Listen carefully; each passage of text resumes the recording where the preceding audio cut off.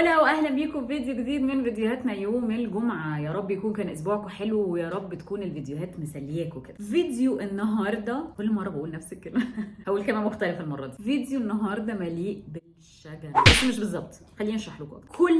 كل البني ادمين على وجه الارض على مر العصور مروا بحزن وصدمات وازمات في حياتهم. ليه بنمر بالحاجات دي؟ لانه يا عزيزتي هذه هي الحياه، سي لا في. المهم، بس عارفين ايه اكتر سؤال بنساله لنفسنا لما بنمر بفترات حزن؟ ولا السؤال مش هناكل ايه النهارده، مع انه ده سؤال بيبقى فاليد. يعني انا اول ما بتضايق بفكر في اول حاجه هاكلها، مش موضوعنا النهارده. المهم ان اكتر سؤال بنساله لنفسنا هو ليه في ناس بتتخطى بسرعه وناس تانية لا؟ وليه احنا نفسنا ساعات بنعدي المواضيع والازمات بسرعه واوقات تانية بنفضل نغرق كاننا في رمال متحركه كل ما نحاول نخرج ننزل اكتر؟ ليه حتى احنا نفسنا بيحصل لنا ساعات كده وساعات؟ وده اكتر سؤال بيجي في دماغنا، او على الاقل في دماغي، وامشور انه في دماغ ناس كتير. السبب مش ان دول اقوياء ودول ضعفاء خالص، الفرق ان الدماغ والروح بيتعاملوا مع الفقد بطرق مختلفه. العلم بيقول ان المخ وقت الحزن بيحاول يعيد تنظيم نفسه، زي الخريطه اللي حد مسكها قطعها والمخ بيحاول ان هو يعيد رسمها من جديد. هو كانت بتترسم الحته دي ازاي؟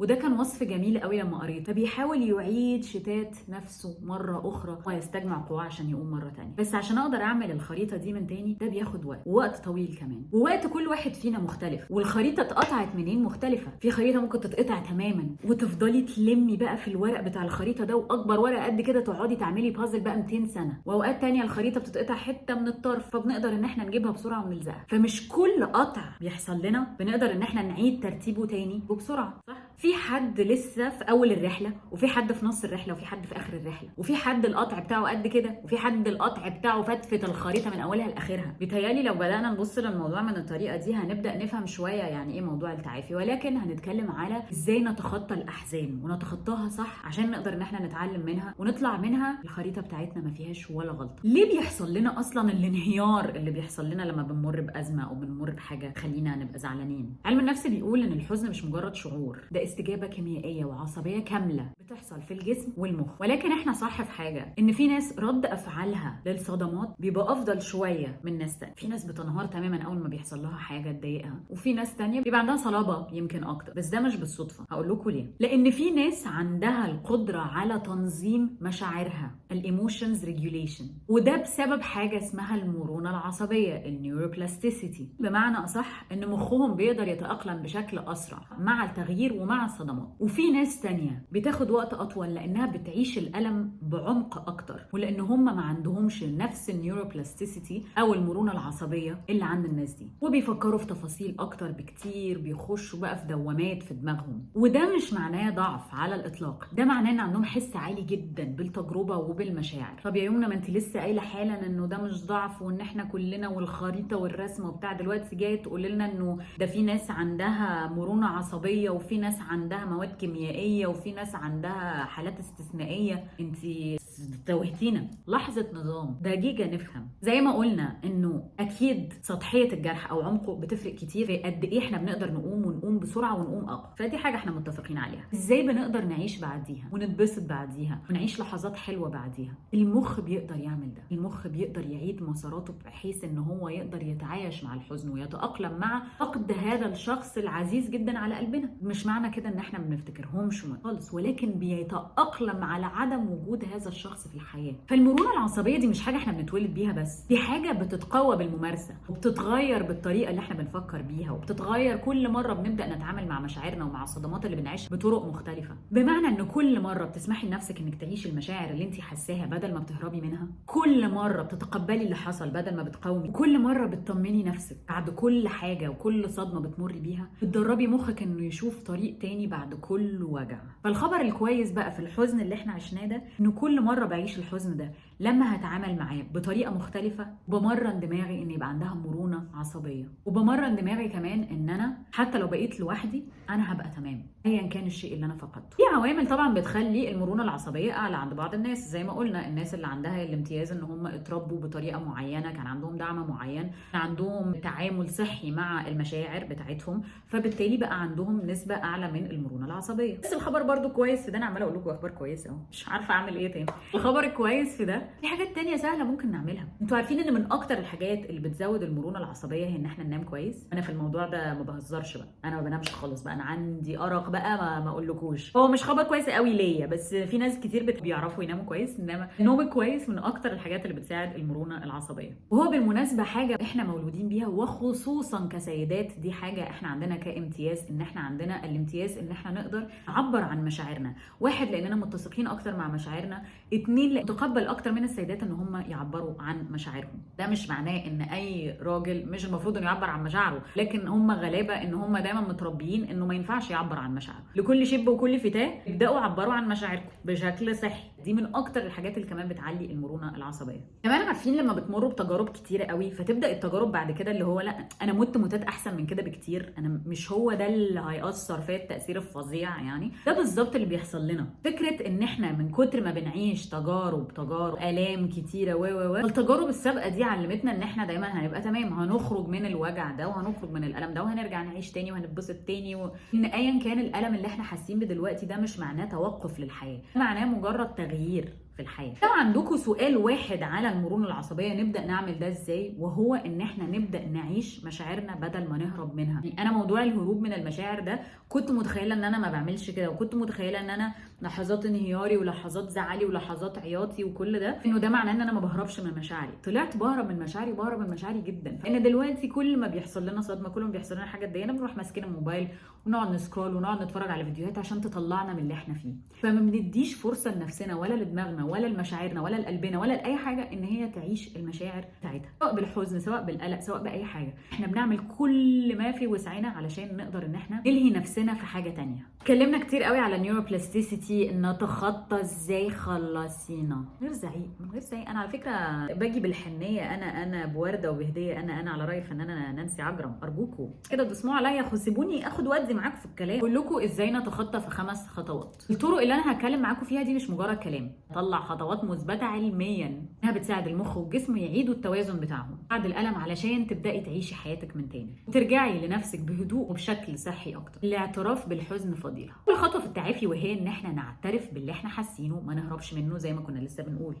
لان الانكار مش هينفعك حرفيا. الانكار بيطول عمليه التعافي مش العكس. كل ما بننكر انا على فكره مش حاسه بحاجه، انا كويسه، كل ما هتفضل المشاعر تتعمق اكتر وندفنها اكتر، وهيبقى صعب ان انت تتعافي منها اسرع. لكن الاعتراف بالشيء بيخليكي خلاص بقى تنجزي بقى. انا معترفه ان انا متضايقه ومعترفه ان الموضوع ده اثر فيا طيب نبدا نعمل ايه عشان نبقى احسن؟ ما انا لسه هقعد انكر، وبعد ما انكر حد يجي يعمل التحقيق ويعمل لي الاباجوره كده في وشي لحد ما اعترف، وبعدين نبدا من هناك. ده وقت كتير قوي لحد لما بنعترف بمشاعرنا. فمن اولها كده الانكار مش هينفع. علماء العلاج السلوكي بيقولوا ان تقبل المشاعر هو اللي بيسمح للمخ انه يبدا ينظمها بدل ما بيفضل يقومها. ما هو بيقومها بتديله سيجنال في حته تانية، انا كويسه بس انا حاسه ان انا مش كويسه، انا عندي افكار هنا بس انا بقاوم الافكار دي عشان ما تطلعش. نهار يسوح، انتوا متخيلين المجهود اللي المخ بيحاول يعمله؟ فانتوا يعني قللوا المعارك الداخليه دي يا جماعه. لما بنعترف بالمشاعر ده بيسهل على المخ ان هو يدرك احنا عندنا هنا الازمه، يلا نبدا نركب السلوك من تاني. ده اول باب نحو التعافي الحقيقي.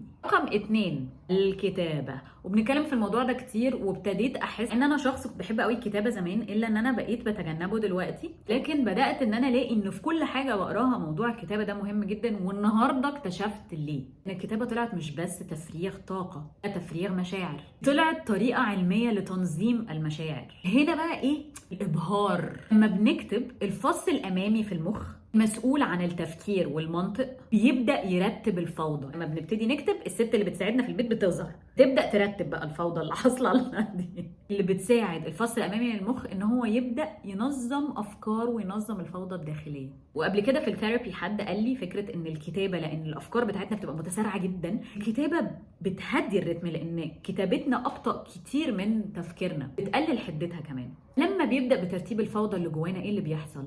التوتر بيقل تدريجيا. ده اللي اثبتته دراسات الكتابه التعبيريه، بتقول ان الكتابه المنظمه بتساعد الناس على التعامل مع الالم والحزن بشكل افضل، بتساعد المخ ان هو يبدا يرتب افكاره بشكل اهدى واوضح. رقم 3 الحركه بركه. من اكتر الحاجات اللي ممكن تخلينا فعلا نتحسن. ماشي، والحركه البسيطه بيخلي الجسم يفرز هرمونين، الدوبامين والسيروتونين. دول الهرمونات اللي بتساعد على تحسين المزاج، وتهيألي دول اكتر هرمونين الناس عارفاهم اصلا. كمان بيساعدوا في ان احنا بيخفف القلق. الفكره ان الحركه هنا مش مجرد رياضه وخلاص، الحركه هنا بتعتبر رساله او بيولوجيه للمخ تقول له ان احنا لسه موجودين، الحياه لسه مستمره.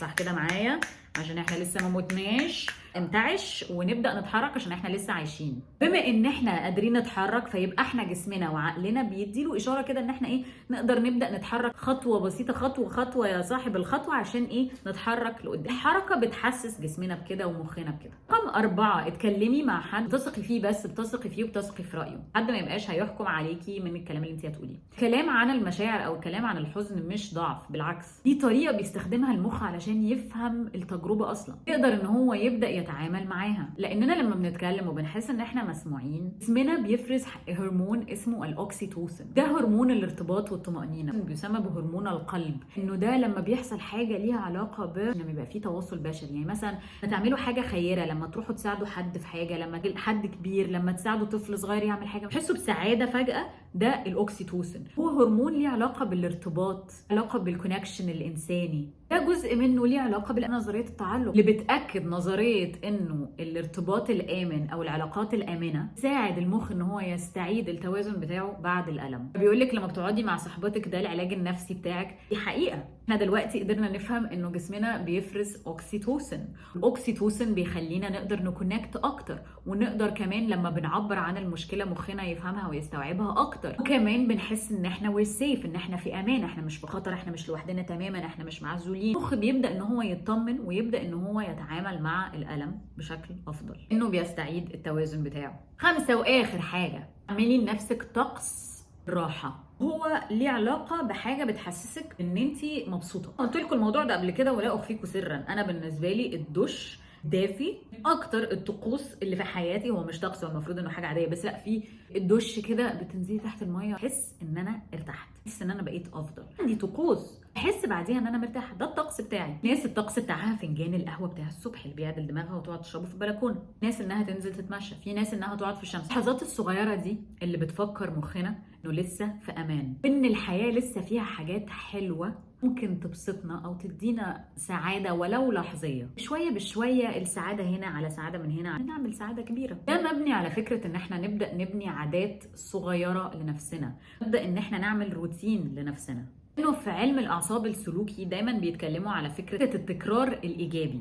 من اكتر الحاجات اللي بيعمل لو شاطرين نقول يعيد بناء المسارات العصبيه، بيساعد الجسم والعقل انه يصدق انه في استقرار بعد الزلزال اللي احنا لسه مارين بيه. الصدمات اللي في حياتنا دي الزلازل بتيجي تعمل كده في حياتنا، دي من الحاجات اللي بتساعد الجسم ان هو يفهم ان لسه في استقرار.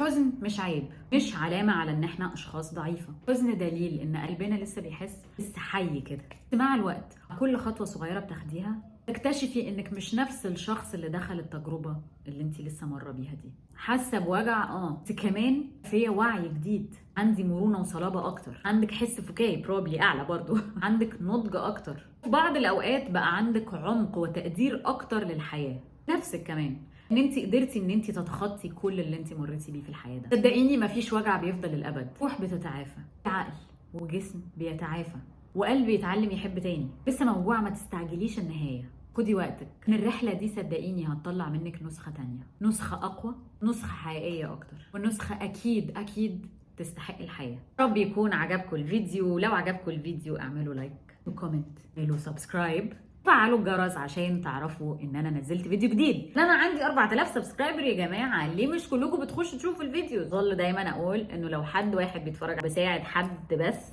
بالنسبه لي شرف كافي ان يخليني اكمل الفيديوز اشوفكم الجمعه اللي جايه.